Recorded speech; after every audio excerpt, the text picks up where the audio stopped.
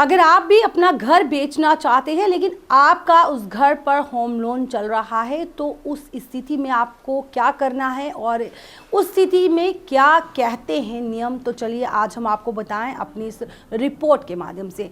नमस्कार, the news now में आप सभी का स्वागत है और मैं हूं आपके साथ तारिका महाजन। तो चलिए आज हम आपको अपनी इस रिपोर्ट के माध्यम से बताएंगे कि होम लोन जो है वो लोग लेते हैं और उसके बाद अगर उनको अपने जो होम लोन लिया हुआ होता है और उसे अपने घर को उन्होंने बेचना है तो किस तरह से वो बेच सकते हैं और उस स्थिति में वो क्या कहते हैं नियम। जी हाँ, होम लोन भारत में आम है, आपको बताएं, क्योंकि वे व्यक्तियों की संपत्ति रखने के लिए एक किफ़ायती तरीका प्रदान करते हैं। लोग संपत्ति खरीदने या घर बनाने के लिए होम लोन लेते हैं।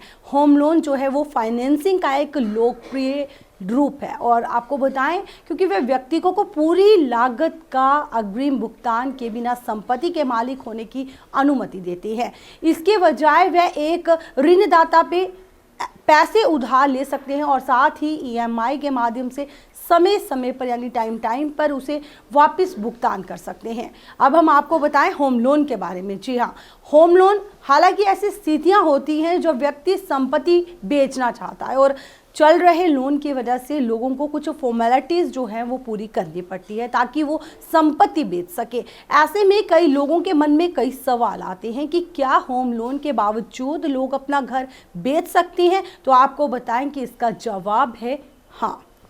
संपत्ति खरीदार, तो अब हम आपको बताएं संपत्ति खरीदार को जो है इस पर क्या करना होगा। आप संपत्ति को वित्त पोषण बैंक यानी ऋणदाता की पूर्ण सहमति से बेच सकते हैं और इसके अलावा अगर संपत्ति का खरीदार संपत्ति खरीदने के लिए लोन लेना चाहता है तो उसकी जो प्रोसेस होता है, उसकी जो प्रक्रिया होती है बहुत आसान हो जाती है। अगर घर खरीदने वाला शख्स भी उसी बैंक से संपर्क करता है जहां से आपने लोन लिया है तो ऐसे मामलों में बैंक को भुगतान प्राप्त करने से पहले संपत्ति के जो कागजात हैं दूसरे बैंक को जारी करने की ज़रूरत नहीं होती।